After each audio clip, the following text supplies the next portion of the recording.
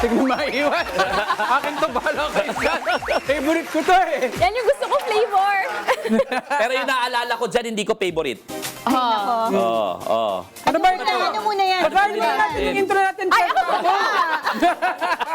Sorry, excited ng kumain. Ayan. Okay. Welcome pa rin po sa With Due Respect kasama ang Team Pinas. Now, magmumukbang tayo with a twist. Dito magbibigay lang tayo ng short comments sa unang personalidad na maaalala natin sa itatampok na pagkain. Kaya naman, alamin na natin ang menu for the day. Dito lang yan sa... Mukbangayan! Lumulutang yung plato. Sakto-sakto. Mahilig magbangayan, yung naalala ko. Matamis, maasim, mabait. Ang mga isyu ng bansa, titikman dito sa Mukbangayan. Ako naman gusto ko yung ube. Oh! Wag na natin Ano ba menu patagal to. natin? Ano to? Hindi na ano ako ba yan? snack ha. Tayo. Ano yung Para sa menu? mga nakikinig, ito yung sikat na street food, no? Lalo na sa may Ilonggo, no? Sa may España, sa may UST. Oo. Maraming ganito di ba? Oo. Tawag ito ay piyaya. Piyaya. O sino naalala niyo dyan? At meron tayong dalawang flavors ng piyaya. Yung Ube at... at saka ube. Oo. Yeah. Gusto ko lang sabihin na yung naalala ko dito talaga makalat din. Ako ba yun? Oo, di ba? Makalat kasi kainin to eh. Makalat din yung naalala ko dito, di ba? Kay Piyaya, Cayetano. At naalala ko din dito dahil sabi nga ni Carlo, Ilonggo food to. Si Sanrizo Ontiveros, ang isang senador natin na Ilonggo. Ilonggo. Silang dalawa. Parang Ano ba nangyari sa kanila? nagbabangayan sila, no? Kaya nga mukbangayan to. Nagbangayan ba? Parang may Actually, one-sided yung Parang bangayan na hindi yun. nga ba ngayon eh, kasi parang nagtantrums lang yung si Pia Cayetano. Kasi siya na ngayong wala doon sa Umaga? umaga. Hindi pa rin pumasok, kahit na nagpatawag ng special session ng Pangulo ng Pilipinas, absent pa rin, hindi pa rin matanggap. Pero pwede maglilisik yung mga mata at magpapagalit sa media. Nung papasok na common sense, di ba? Di ba, nagaganon muna sa umaga. Pero kaya niya magsabing common sense sa media kung 13, di ba? Common sense, di ba? Pero wala siyang common sense para umattend ng session na obligasyon niya. Di ba? Common sense yan eh. Inelect ka ng Pilipino, ng sambayan ng Pilipino para maging senador tapos hindi ka a-attend sa special session. Common sense yan eh. Pia Cayetano eh, no? Na dapat nag-a-attend ka ng session, ginagawa mo yung trabaho mo. Pero ikaw na nga yung absent, ikaw pa ipuputok ng butsi sa hapon. Ayun na nga. Di ba? Yung hiya naman kami kay Senator Pia. Ano ba nangyari nun? Ano nangyari nung hapon? Kamustahin kasi natin si Senador Pia muna bago natin siya bananan. Oo di ba? nga. Oo. Pero Yes, gusto ko na kamusta ka ipaalala. dyan? Kamusta ka Oo, naman? Kamusta ka naman? Kamusta ka naman, Senator Pia Cayetano na Pogo Queen? Di ba? Bakit Pogo Queen? Di ba ikaw sa batas, nag-author, nag-authorize, nag-a-allow ng proliferation ng Pogo dito sa Pilipinas. Tapos yung inaaway mo ngayon, si Risa Hontiveros was the only one who had the audacity to actually investigate what was happening dito sa batas mo. Hindi mo na-foresee bilang isang women empowerment advocate na magkakaroon ng women trafficking dyan sa pagpogo. Hindi mo na-foresee na ang gagawin ng mga yan ay magkakaroon ng mga scam hubs sa Pilipinas. Hindi mo na-foresee na magkakaroon ng mga torture dyan. Hindi mo na-foresee na there is a national security implication na marami dyan ay sinasabing People's Liberations Army ng China. Di ba? Hindi mo lahat na-foresee yun. Di ba? Asa ng common sense? Yun. Pia Cayetano, na ikaw ang nagpasa ng batas na ito, buti na lamang dahil ang daming nangyaring mga kabalustugan dito sa Pogo, tumigil na rin yung aktibidades itong Pogo. Ang malungkot lang. Pero Hindi kasi namin alam. Mga sa mga nakikinig at hindi po kasi namin alam kung gaano kahaba yung talumpati ni Atty. Dino. Lahat kami Kaya kumain. nagkakain kayo.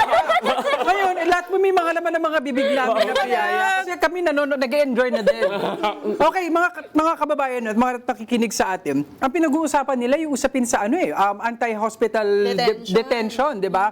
Isang bagay na nararanasan ng napakaraming mga Pilipino na nagkasakit ka na nga, nag-ambag ka na sa PhilHealth, tapos wala ka pang makukubra at hindi ka pa makakauwi. Magaling ka na eh. Imbis na sana na-discharge ka na para makapag-accommodate na yung ospital ng bagong pasyente, magiging issue pa yung nakadetena ka sa ospital dahil wala kang pambayad. Nabiktima ka na ng kalusugan mo na dapat inaalagaan ka ng lipunan.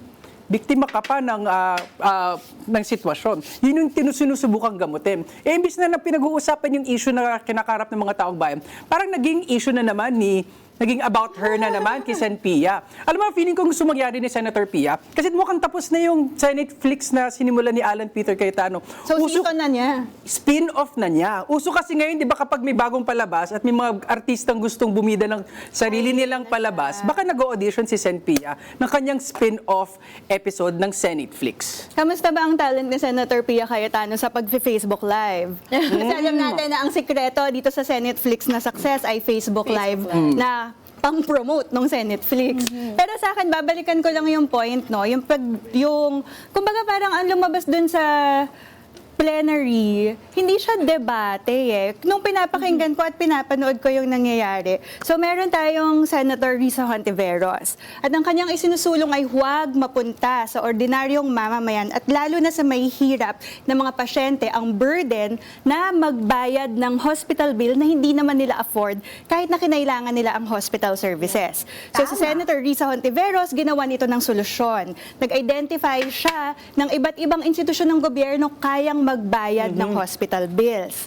So si Senator Pia Cayetano, ang problema ay pinopoint out niya, alam mo, una, gusto niyang sabihin na hindi pwedeng walang magbabayad sa hospital bills. Tumpak. At sabi Hindi naman sinabi ni Risa, hindi naman may magbabayad pa rin naman, di ba? Yun nga yung sinusolusyonan niya, di ba? Hinahanapan ng pondo.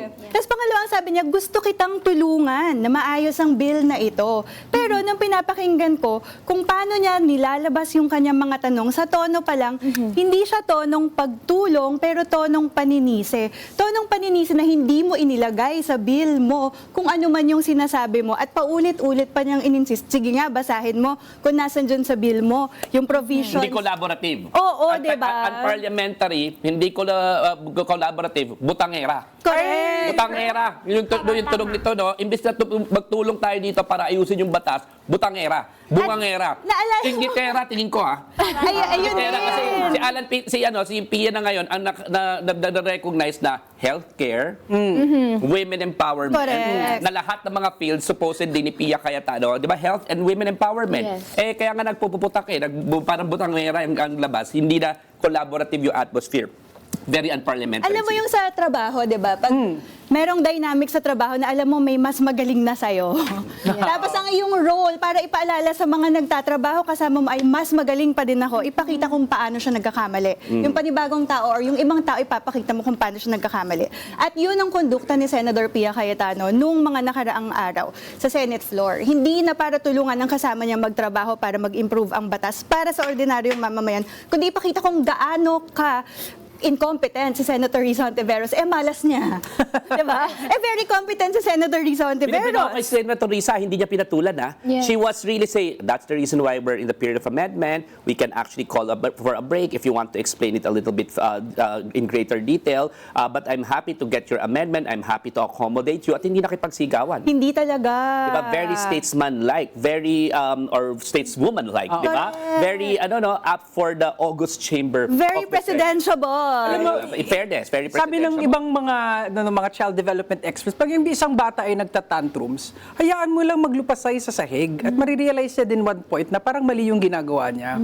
So tama yung approach. Yung taong nagtatantrums, bibigyan mo ng atensyon, nakuha niya gusto niya. So nakahanap talaga si Senator Pia ng kanyang katapat. Tapos yung nung nagkaroon ng break, tapos pinakita naman kung ano gusto yung mga amendments, comma, Diba? semicolon. Ano ba naman, yung wala naman palang sobrang substantial na dinagdag itong si Pia Cayetano, no? Ewan ko lang kung ano yung pinaka-substantial doon na sa aking palagay. Pero kung meron man siyang inad doon, hindi niya kailangan magpuputak. 'Di ba? Kasi there is no such thing as a perfect law right from the very start, no? Kaya nga deliberative institution ang Senado. Correct. Hindi kailangan na pupunta ka doon 100% perfecto na yung batas na panukala mo kasi there is no such thing. In fact, kailangan i-deliberate yan, kailangan magkaroon ng interpolation, magkaroon ng cross-examination, kailangan maka-entertain ng questions, kailangan magkaroon ng several levels of hearings para we become closer to a more perfect law. Eh, So for her to be unreasonable and say, asa yan? Di ba? Bungangera itong si Pia, pero hindi naman niya kine-clarify exactly ano yung proposed amendment niya, even if the sponsor is very much willing to accommodate all such amendments. So nakikita natin talaga dito na all of this is just antics, part of the drama of the grand scheme ng Cayetano family. Tama. So dito natin din nakikita sa mukbang ngayon natin, sa piyaya natin na pagkain na isang Ilongga na si Senrisa, tsaka isang piyaya na Pia Cayetano na hindi lahat ng babae ay kakampi. Correct. 'Di ba? Tita Ina. So nakikita natin dito may mga babae who are working for the interest of everyday women at may mga babae naman who are working for the interest of their political dynasty and their own political agenda. Senator Pia and Senator Risa, pares kayong senior citizen na eh. Nakita ko eh. Pares na lang may pinagkatandaan na eh. Pero nakikita natin parang isa lang yung may natutunan at may wisdom and enlightenment na nakikita natin dito. So Senator Pia, sayang naman yung nasimulan mong track record. Yung gusto mong pag-cover up at pagkampe dito sa yung kapatid is costing you your legacy, it's costing you your political career, it's costing you yung remembrance ng mga tao sa'yo in the future, in the history books. Kasi lahat po yan ang ginagawa nyo, it will be noted down in history books. Akala nyo ngayon, kaya nyong utuin yung mga Pilipino. Pero makikita po yan ng mga historians natin, makikita ng journalists natin, magda-document po nila yan, at makikita yan ng mga future readers natin and future students natin and the future people of this country. Alam niyo yung makikita ng taong bayan sa susunod yung lalabas sa ating ruleta.